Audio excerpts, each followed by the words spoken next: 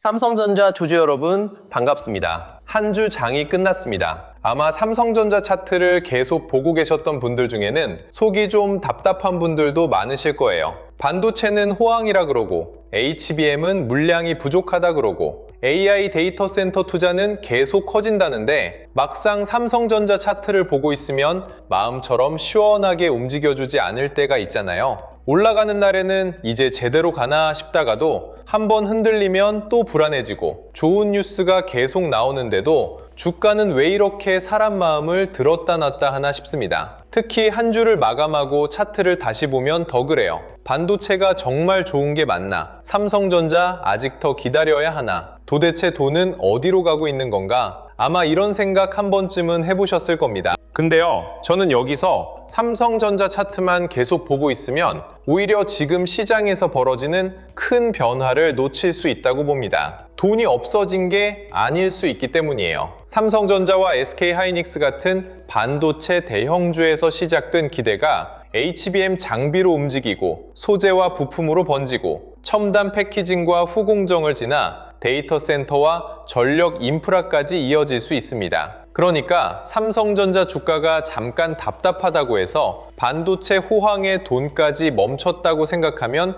안 된다는 거예요. 오히려 한 주를 끝낸 지금 궁금해야 할 건 삼성전자에서 시작된 이 거대한 AI 반도체 돈이 다음에는 어느 길목으로 움직일 수 있느냐는 겁니다. 여기서는 돈을 두 가지로 나눠서 생각하면 이해가 쉽습니다. 하나는 주식시장에서 움직이는 투자 자금이에요. 삼성전자와 SK하이닉스가 먼저 강하게 움직이면 수익이 난 돈이 상대적으로 덜 오른 장비주나 후공정으로 이동할 수 있죠. 또 하나는 실제 산업에서 움직이는 돈입니다. 삼성전자가 HBM과 서버용 메모리를 더 만들려면 공정 장비를 더 쓰고 소재를 더 투입하고 패키징과 테스트 물량도 늘려야 합니다. 공장이 커지면 전력과 용수도 더 필요하고요. 앞에 돈은 빠르게 움직이는 시장의 돈이고 뒤에 돈은 주문과 투자로 천천히 움직이는 산업의 돈입니다. 둘이 같은 방향을 가기 시작하면 공급망 전체가 강해질 수 있어요. 지금 그 출발점에는 HBM과 AI 메모리가 있습니다. 삼성전자는 HBM4 양산과 출하 단계에 들어가 있고 HBM4E도 다음 단계로 넘어가고 있죠. HBM 수요가 늘어난다는 건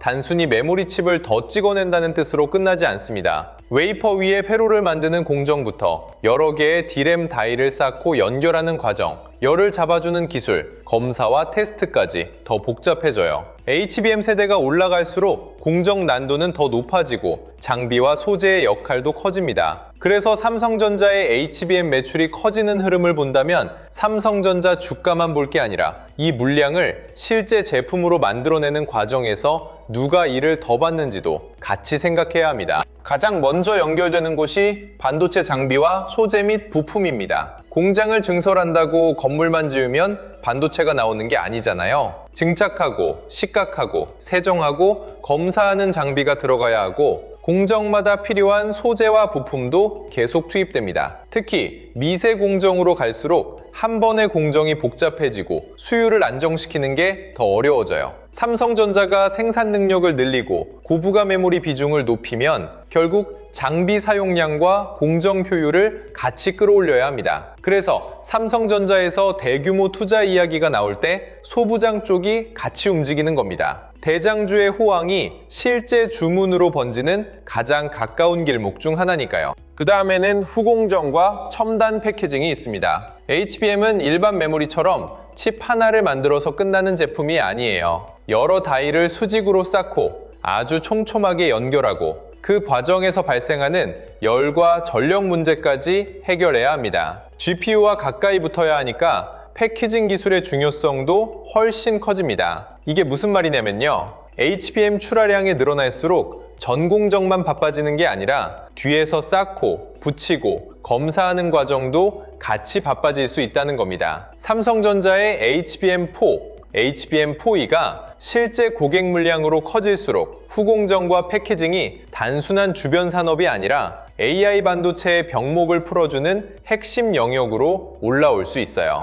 여기서 끝이 아닙니다. AI 서버가 늘면 메모리를 만드는 회사만 돈을 버는 게 아니에요. 데이터 센터 한 곳을 돌리려면 엄청난 전력이 필요합니다. AI 가속기는 일반 서버보다 전력 소모가 크고 열도 많이 발생하죠. 전기를 안정적으로 끌어오려면 변압기와 배전 설비가 필요하고 데이터 센터 안에서 전력을 안정적으로 분배하는 장비도 필요합니다. 열을 빼기 위한 냉각 인프라도 같이 커져야 하고요. 그래서 AI 투자 규모가 커질수록 반도체에서 시작된 돈이 전력기기와 전선, 냉각과 데이터 센터 인프라로 이어지는 건 자연스러운 흐름입니다. 칩을 많이 만든다고 AI가 돌아가는 게 아니라 그 칩을 실제로 돌릴 전기까지 확보해야 하기 때문입니다. 국내 반도체 클러스터를 생각해봐도 비슷합니다. 대규모 팹을 여러 개 만들겠다는 계획이 나오면 시장은 삼성전자와 SK하이닉스부터 봅니다. 그런데 공장 한 곳에는 장비와 소재만 들어가는 게 아니죠. 전력과 용수, 건설과 각종 기반 시설이 같이 붙습니다. 정부가 추진하는 AI 및 반도체 투자도 반도체 생산 거점과 데이터 센터를 함께 보고 있습니다. 결국 반도체 대형주의 투자 금액이 커질수록 그 돈을 실제 시설로 바꿔주는 기업들의 일감도 따라갈 수밖에 없어요.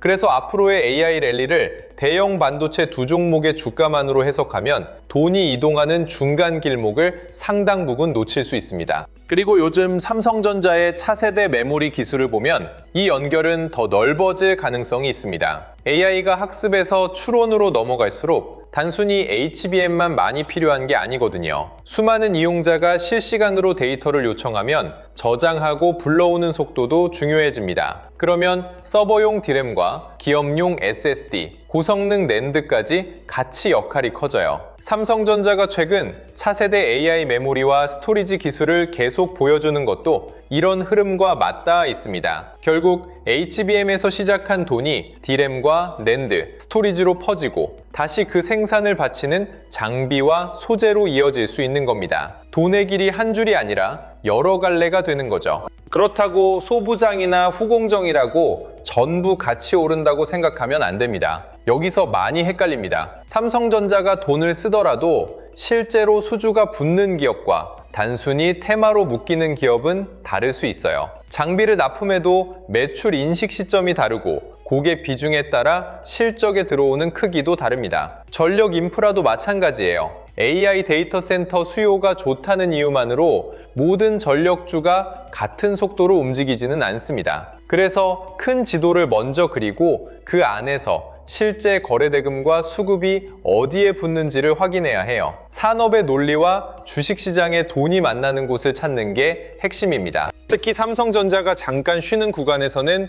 이 순환이 더 잘 보일 수 있습니다. 대장주에서 이미 큰 수익이 난 자금이 다음 기회를 찾기 시작하면 상대적으로 덜 오른 공급망 쪽으로 관심이 번질 수 있거든요. 반대로 삼성전자가 다시 강하게 움직이면 주변에 있던 돈이 대형주로 돌아올 수도 있습니다. 이건 한 번 움직이고 끝나는 직선이 아니에요. 삼성전자에서 장비로, 장비에서 후공정으로, 다시 대형주로 돈이 돌아오는 식으로 순환할 수 있습니다. 그래서 삼성전자 주주라고 해서 삼성전자 차트만 보는 게 오히려 불리할 때가 있어요. 주변 돈의 움직임이 삼성전자 다음 움직임을 읽는 힌트가 될 수도 있기 때문입니다. 한 주를 마감하는 시점에서는 그래서 빨간 종목을 찾기보다 돈의 위치부터 생각해보는 게 좋습니다. 이번 주 반도체 안에서 거래가 어디에 몰렸는지, 대형주가 쉬는 동안 장비나 후공정이 상대적으로 강했는지, 전력 인프라까지 거래가 확산되는지를 보는 거죠.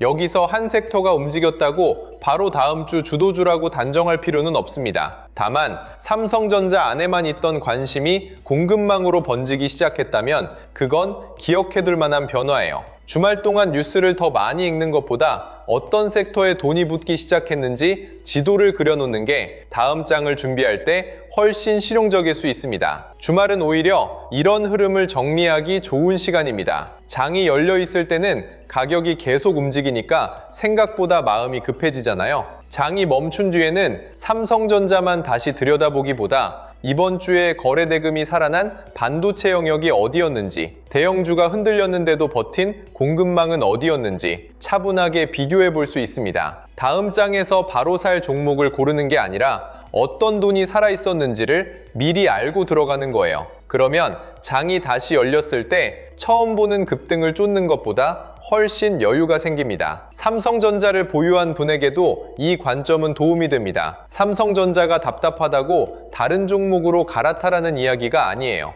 오히려 반대입니다. 삼성전자 주변에 소부장과 후공정, 전력 인프라가 같이 살아난다면 반도체 호황이 한 종목의 기대감에서 산업 전체의 투자로 넓어지는지 확인할 수 있잖아요. 반대로 삼성전자도 약하고 공급망도 같이 약해지고 거래대금까지 빠진다면 시장이 반도체에서 잠시 거리를 두는 건지 살펴볼 수 있고요. 결국 주변 종목을 보는 목적은 다른 종목을 무조건 사기 위해서가 아니라 내가 들고 있는 삼성전자의 돈이 살아있는지를 더 입체적으로 확인하기 위해서입니다. 현금을 들고 있는 분이라면 더더욱 그렇습니다. 삼성전자 놓쳤다고 바로 소부장을 따라가면 안 돼요. 대형주가 많이 올랐다는 이유 하나만으로 다음 순서가 자동으로 소부장이 되는 건 아니거든요. 실제로 거래대금이 붙는지, 기관과 외국인 수급이 들어오는지, 한 종목만 튀는 게 아니라 섹터 안에서 움직임이 넓어지는지를 봐야 합니다. 후공정도, 전력도 똑같아요.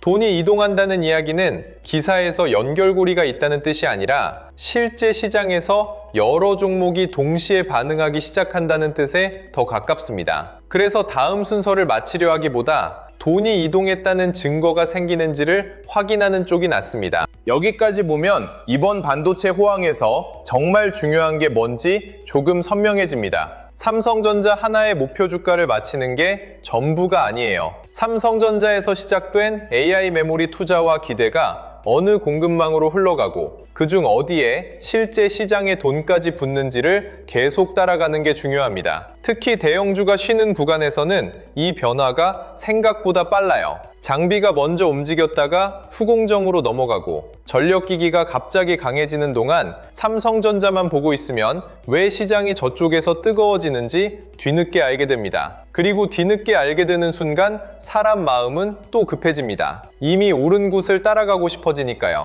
문제는 이걸 개인이 혼자 계속 따라가기 어렵다는 겁니다. 삼성전자만 해도 HBM, D램, 낸드, 파운드리 뉴스가 계속 나오는데 거기에 SK하이닉스, 장비주, 후공정, 전력까지 같이 보려면 화면이 몇 개가 필요한지 모르겠어요. 뉴스가 나온 이유를 찾는 동안 가격이 먼저 움직이기도 하고요. 특히 장이 열려 있을 때는 더 그렇습니다. 삼성전자가 갑자기 흔들리면 일단 내 계좌부터 보게 되지. 그 돈이 후공정으로 이동했는지, 반도체 전체에서 빠진 건지까지 차분하게 보기 어렵습니다. 그래서 결국 움직이고 난 뒤에 기사를 보고 아, 돈이 이쪽으로 갔구나 하고 알게 되는 경우가 많습니다. 저는 바로 이 시간차를 줄이는 게 삼성전자 실시간 대응 알림센터의 가장 큰 역할이라고 봅니다. 삼성전자 주가가 올랐습니다, 떨어졌습니다를 알려드리려고 만든 공간이 아니에요. 그건 증권 앱만 열어도 바로 보이잖아요. 정말 필요한 건 삼성전자가 쉬는 동안 반도체 돈이 사라진 건지, 다른 공급망으로 이동한 건지, 반대로 소부장에 있던 돈이 다시 삼성전자와 대형주로 돌아오기 시작하는지를 연결해서 보는 겁니다. 중심에는 항상 삼성전자를 놓되 삼성전자의 다음 움직임을 이해하는 데 필요한 주변 수급까지 같이 보는 것. 이게 그냥 뉴스방과 실시간 대응센터의 가장 큰 차이라고 생각하시면 됩니다. 예를 들어 삼성전자는 조용한데 HBM 장비와 후공정에서 거래대금이 갑자기 살아난다고 해볼게요. 혼자 삼성전자 차트만 보면 왜 내 종목만 안 가지? 라는 생각부터 듭니다. 그런데 반도체 안에서 돈이 계속 돌고 있다는 걸 같이 보고 있다면 해석이 달라져요. 업황 기대가 사라진 게 아니라 시장이 잠시 다음 수혜로 관심을 넓히고 있는 건지 볼 수 있으니까요. 이런 흐름을 알림센터에서 확인하면 보유자는 답답하다는 이유만으로 급하게 갈아타는 실수를 줄일 수 있고, 현금 대기자는 이미 급등한 한 종목을 뒤쫓기보다 다음에 어디서 거래가 붙는지 조금 더 차분하게 볼 수 있습니다.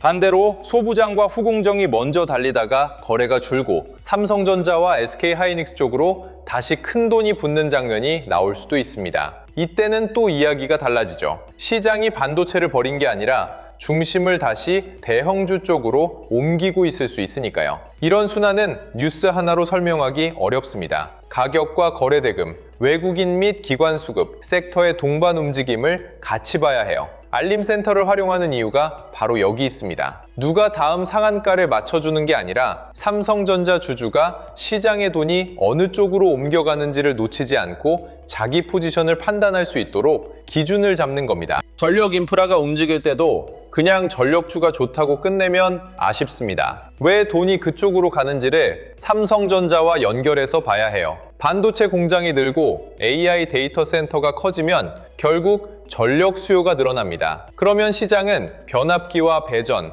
전선, 냉각 같은 영역까지 다음 수혜로 보기 시작할 수 있죠. 센터에서는 이런 움직임이 단순히 한 종목의 뉴스 때문에 튄 건지 AI 인프라 전체로 거래가 넓어지는 과정인지 구분해서 보는 게 중요합니다. 그래야 삼성전자 호황에서 시작된 돈의 길이가 어디까지 늘어나고 있는지 알 수 있어요. 이걸 알면 삼성전자 하나의 등락에만 갇혀 있을 필요가 줄어듭니다. 특히 다음 장을 준비할 때 이런 기준이 있으면 훨씬 편합니다. 주말 동안 기사 수십 개를 읽어도 막상 장이 열리면 어떤 종목부터 봐야 할지 헷갈리는 경우가 많잖아요. 삼성전자 실시간 대응 알림센터에서는 삼성전자를 중심으로 반도체 대형주가 다시 힘을 받는지, 소부장과 후공정의 거래가 이어지는지, 전력 인프라까지 돈이 확산되는지를 연결해서 확인하는 식으로 활용할 수 있습니다. 미리 관심 흐름을 잡아놓으면 장이 열리고 나서 급등한 종목 이름을 처음 보는 상황을 줄일 수 있어요.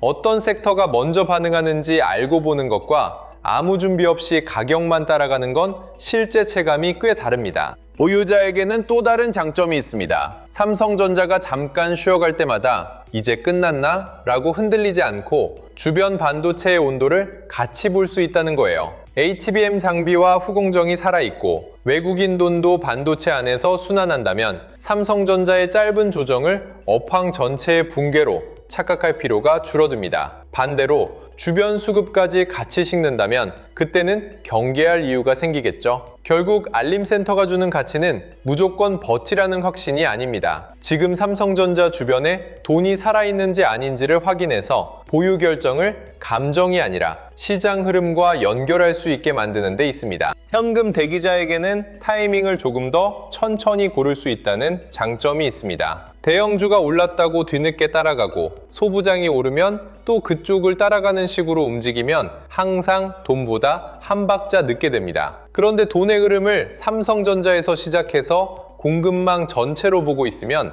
지금 이미 과열된 곳과 이제 막 거래가 붙는 곳을 구분해 볼 여지가 생겨요. 그렇다고 알림이 왔다고 바로 매수 버튼을 누르는 건 아닙니다. 오히려 반대예요. 움직임이 나온 이유와 수급이 계속 이어지는지를 확인한 뒤 판단하기 위한 겁니다. 실시간으로 본다는 건 빨리 사라는 뜻이 아니라 늦게 알아서 쫓아가는 일을 줄인다는 의미에 더 가깝습니다. 그래서 삼성전자 실시간 대응 알림센터를 이용하시면 단순히 삼성전자 뉴스 하나를 더 받는 게 아니라 삼성전자를 중심으로 시장의 돈이 어디까지 번지고 있는지를 보는 기준을 하나 더 갖게 되는 겁니다. 대형주의 돈이 몰리는지, 소부장으로 순환하는지, 후공정에서 거래가 살아나는지, AI 인프라와 전력까지 확산되는지 이 흐름을 한 방향으로 연결해서 보면 삼성전자 차트가 답답한 날에도 시장 전체를 조금 더 넓게 볼 수 있어요. 특히 왜 내 종목만 안 가지? 라는 생각 때문에 이미 오른 종목으로 계속 갈아타셨던 분이라면 이런 돈의 지도를 실시간 대응에 활용할 이유가 더 분명합니다. 이런 흐름을 혼자 매번 찾기 어렵거나 항상 움직이고 난 뒤에야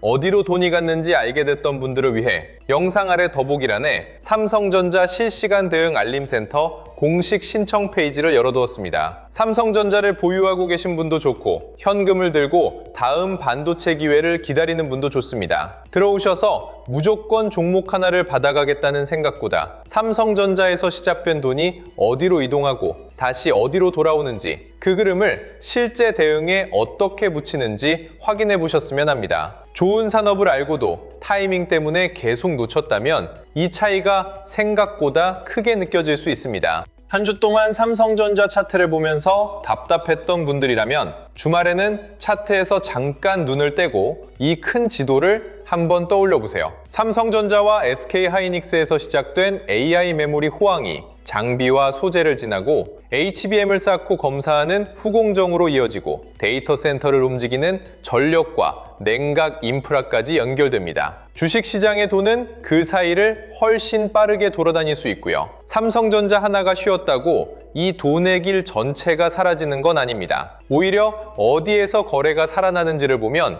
반도체 호황이 얼마나 넓게 퍼지고 있는지 확인할 수 있습니다. 결국 다음 기회를 만드는 건 삼성전자 오를까? 라는 질문 하나가 아닐 수 있습니다. 삼성전자에서 시작된 돈이 지금 어디로 움직이고 있는지, 그 돈이 다시 대형주로 돌아올 준비를 하는지, 아니면 후공정과 전력 인프라까지 더 넓게 퍼지는지를 같이 보는 겁니다. 한 주의 답답함을 그대로 끌고 가지 마세요. 차트 하나만 보면 멈춘 것처럼 보여도 산업 안의 돈은 계속 움직일 수 있습니다. 그 흐름을 알고 기다리는 사람과 가격이 움직인 뒤에 따라가는 사람의 다음 한 주는 분명 달라질 수 있습니다. 삼성전자 주주분들도 이번 주말만큼은 왜 안 가지? 보다 돈이 어디로 가고 있지를 먼저 생각해 보셨으면 합니다. 그 질문이 삼성전자도 그 다음 반도체 기회도 훨씬 다르게 보이게 만들 겁니다. 다음 영상에서는 더 좋은 소식으로 찾아뵙겠습니다. 오늘도 시청해 주셔서 감사합니다.